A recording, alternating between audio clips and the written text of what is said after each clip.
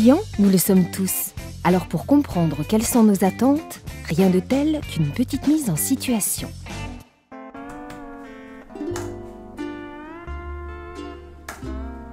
Oh.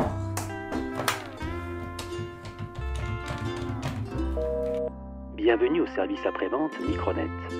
Veuillez patienter, nous allons donner suite à votre appel. Bienvenue au service après-vente Micronet. Veuillez patienter, nous allons donner suite à votre appel. Bienvenue au service après-vente Micronet. Veuillez patienter, nous allons donner suite à votre appel. Le top qu'on est en ce moment, c'est celui-là. 680 heures d'autonomie en veille, GPS, tu vas pouvoir envoyer des SMS et même tu vas pouvoir recevoir la télé. Le prix, évidemment, si tu m'en prends un seul, 600 €, c'est de la promotion. Hein. Je sais pas si tu as plusieurs boyfriends. Je suis avec un client là, excuse-moi. Envoyer tes mails où tu veux, comme tu veux. C'est fait pour toi, hein. Tu as noir, rouge. Jonathan, je sais pas si t'as encore du fuchsia. Voilà, je pense que c'est le portable qu'il te faut.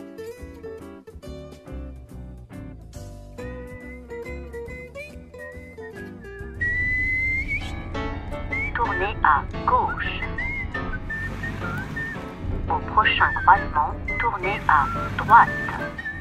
Dans 150 mètres, tournez à gauche. Non, à droite.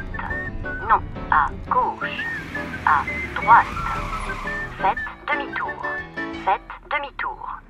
Faites demi-tour. Qu'est-ce que je peux faire pour vous? J'ai une petite douleur au genou.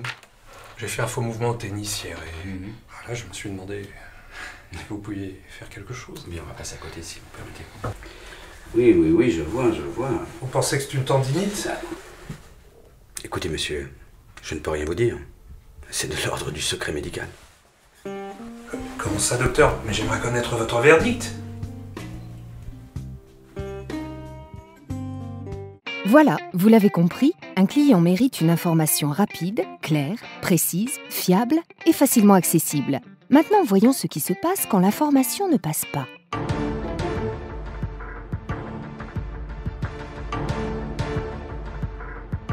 Météo France avait annoncé une grosse alerte sur l'île de France et 60 départements autour. Nous avons eu une météo particulièrement défavorable. Effectivement, on a quand même eu des températures négatives qui sont tombées jusqu'à -15. Beaucoup de trains annulés et il y a aussi des trains qui ont été retardés.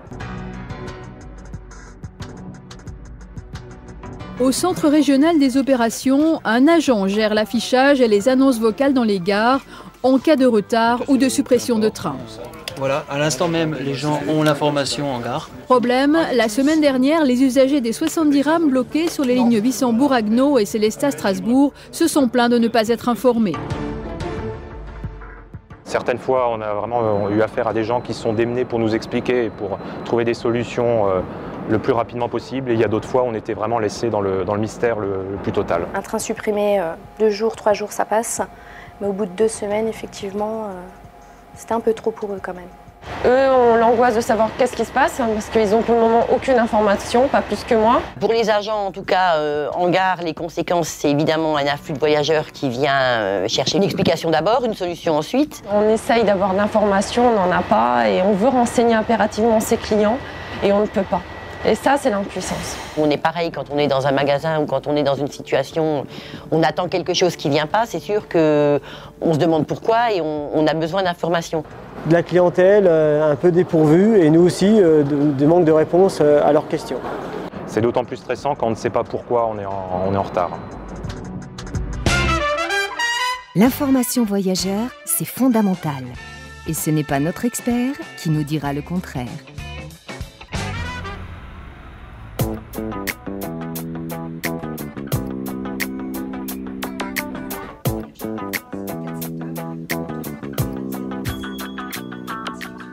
Pour prendre une formule, avec ce que ça a de réducteur, mais également de frappant, on a coutume de dire que la qualité, c'est faire ce que l'on dit. Dans le cas des services, c'est également dire ce que l'on fait.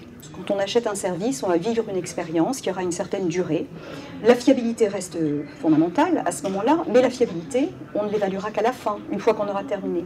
Donc ce qui va être important, c'est de donner des indices de fiabilité. Quand une situation de défaillance se produit, le client fait l'expérience de l'injustice. Dans cette situation-là, l'information va être une façon de rétablir la justice. Et donc, à défaut de tenir la fiabilité, il va falloir être très bon sur l'information.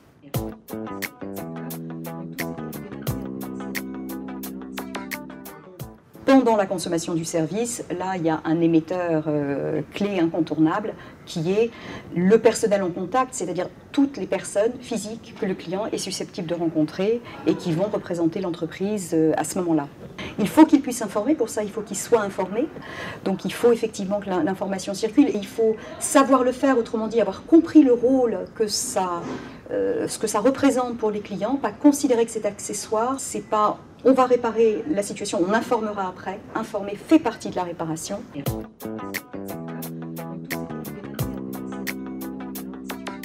Apporter la réponse à ce qui est la préoccupation du client va évidemment rendre beaucoup plus facile l'interaction par opposition à une situation conflictuelle, très tendue, avec de l'agressivité. Donc c'est du bonheur au travail, tout simplement. La qualité de l'information, ça va avoir un impact direct sur la qualité perçue, et donc sur la satisfaction, et donc sur la fidélité. Donc là, c'est clairement un avantage concurrentiel. Donc le bénéfice pour l'entreprise, il est évident par le cercle vertueux qualité, satisfaction, fidélité. Allons voir maintenant ce qui se fait ailleurs en matière d'innovation dans l'information.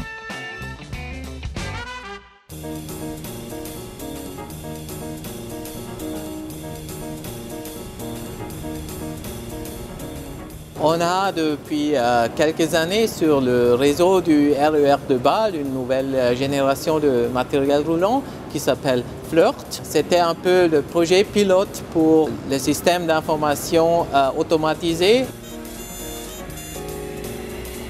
On a des écrans à bord du train Flirt qui affichent à nos clients la destination du train, les arrêts intermédiaires et les horaires comme planifiés.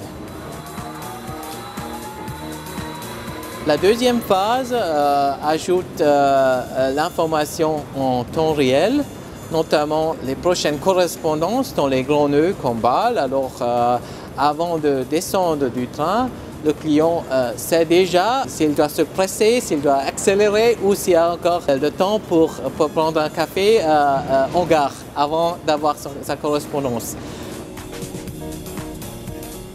Dans quelques années, on va l'avoir partout en Suisse, dans les trains régionaux, après la modernisation de la flotte. C'est très pratique. On peut regarder où on se trouve et à quelle heure on arrive. Je trouve que c'est un bon système. Je circule régulièrement sur cette ligne et je connais donc bien le parcours. Mais j'apprécie toujours de connaître l'heure réelle d'arrivée en gare et le temps qui me reste. C'est ce qui m'intéresse le plus.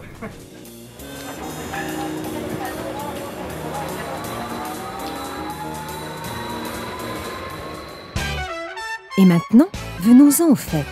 Le circuit de l'information voyageur, comment ça marche?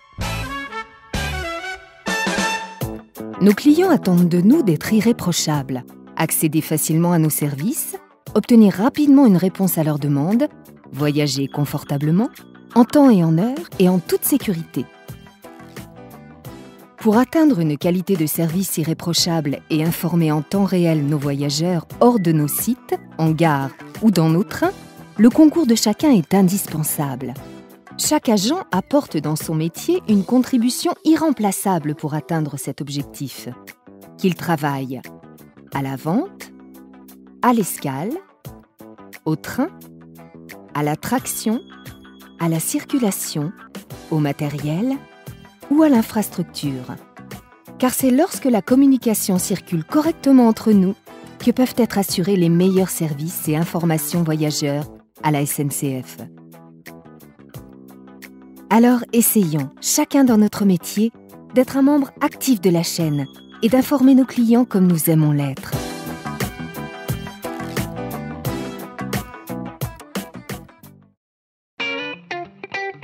Allez, une petite mise en pratique par métier, un cas d'école.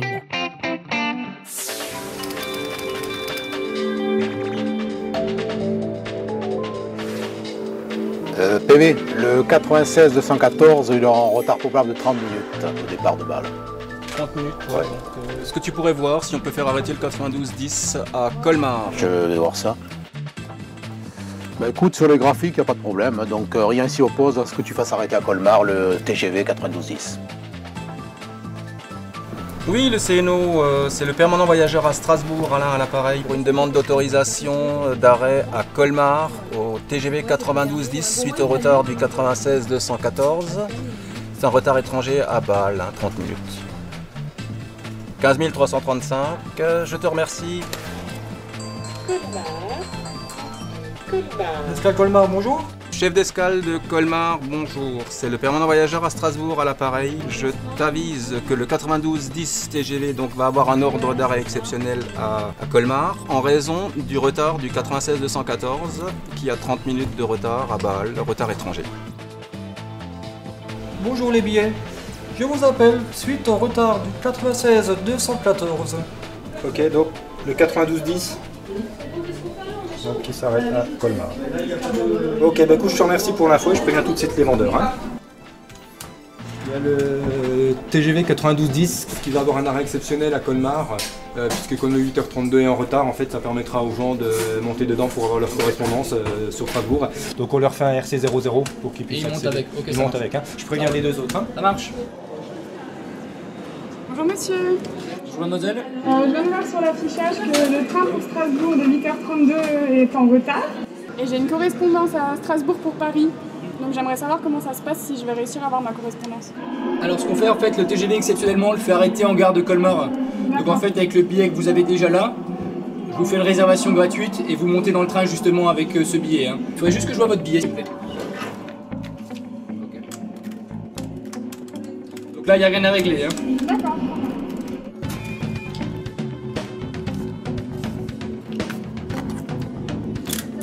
Merci. Bonne journée, au revoir.